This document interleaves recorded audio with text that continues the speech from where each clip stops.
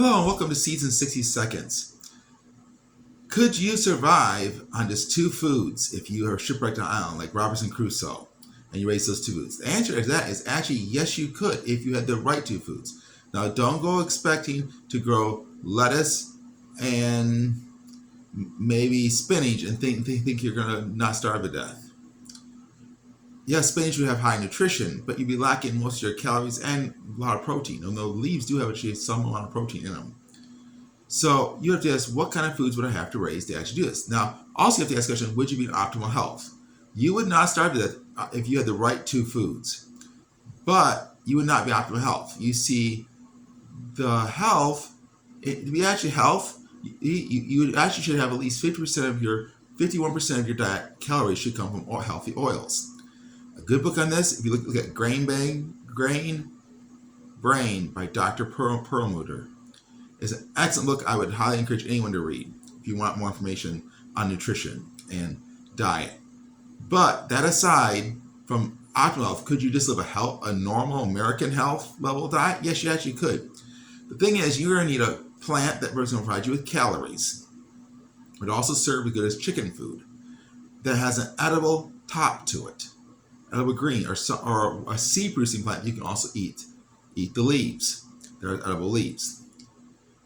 Now, if it comes to an oil seed, then you've actually got optimal health potential there. So what you're looking at is, for example, is sweet potatoes. Like over here, right behind me, I have some sweet potatoes going to be sprouting. Sweet potatoes have edible leaves. They're like nature's multivitamin. They're also antiviral with the quercetin and zinc content in them.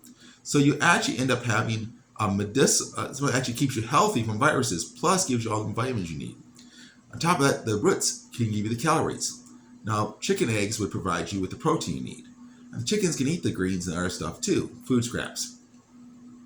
Another option for two foods would be turnips and chickens. Now, turnip greens make excellent poultry food. I have used it a lot for poultry, and they love them. And turnip greens are actually one of your highest in protein as far as leaves go that humans can eat, one of the higher ones. And the roots are also good for eating for calories for you or for your birds. Another example of that would be rutabagas and chickens. And then you also have beets, like sugar beets, would be extremely high calorie, but also would have good greens. Now, if you're going to raise beets, I'll also throw some red ones in there too, because the pigment in the red beet is actually very nutritious and healthy for you. Any of those combinations will work. If you want to go 3 plants, then your Three Sisters garden is an excellent way to go. Three Sisters garden actually provide more food per square foot of sunlight received from the sun. The sun imparts energy to the earth through the form of light. We can take that energy by solar panels, like you see over here in the far corner over here. I have my solar panels stacked there because it's nighttime and I don't want them stolen. So I have them inside. And those solar panels turn it into electricity. Or you could take leaves, which are more efficient, and turn the sunlight into food. Now, if you want to have the most efficient use of sunlight, 100% of the sunlight hitting that ground to go to food, the Three Sisters garden is the most efficient way to produce food. Because corn requires lots of sunlight to grow. Beans don't require as much. Squash even requires less. So squash can grow in the shade of the corn, and it catches all the leftover sunlight. Prevents the sunlight from going to waste as weeds or to drying out the soil. So the Three Sisters garden is the most efficient way to raise food. Plus, it provides you with oil from the seeds of the squash or pumpkins. Pumpkins have carotene in them because of the yellow flesh, also a calorie crop. Then if you look into it, there's other edible parts of these plants people don't realize you can eat. We think of the squash, we think of the bean seed, we think of the thing, but there's other plants that are actually edible on some of your plants. So do your own research, look into that. What else you can eat with the squash plant, what variety of beans or peas you can eat, other parts of the plant. Example, some people eat sprouts, alfalfa sprouts. I think I've heard of mung bean sprouts before. That's an example of another edible use of a plant that you don't think of eating most of the time. But there's other things. Some garden plants have edible leaves you don't normally eat. Some don't. Potato plants are deadly poisonous, the leaves are. So are tomato plants deadly poisonous. So you gotta do your research and know what's safe, what's not safe. Then you have, again, going back to your turnips or chickens, beets and chickens, some of your root crops may have edible oil seeds. If they do, then that's just another plus because it gives you your oil content to fry your food in and for cooking and other things.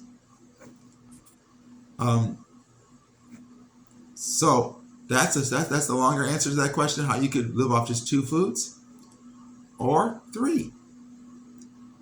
And if you wanted to add additional third food to your turnips and chickens, or beets and chickens, or rutabagas and chickens, or sweet potatoes and chickens, then you're going to add oil seed, marsh elder, a sunflower, flax, gold of pleasure, pumpkins or squash.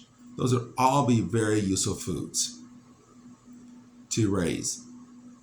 And never forget, if you have an extra space for your plants, zucchini is an excellent high producing plant that you can throw in and produce lots of food in a very small area. And beans are the strongest, and for vegetable protein, beans are the highest yielder of protein per square foot is your pole beans. Pole beans and your black eyed peas are known as southern peas, cow peas, and pole beans, like runner beans and other pole beans. Want more information like this? Like and subscribe. Hope you enjoy this and hopes you have a healthier life that's more food self-sufficient.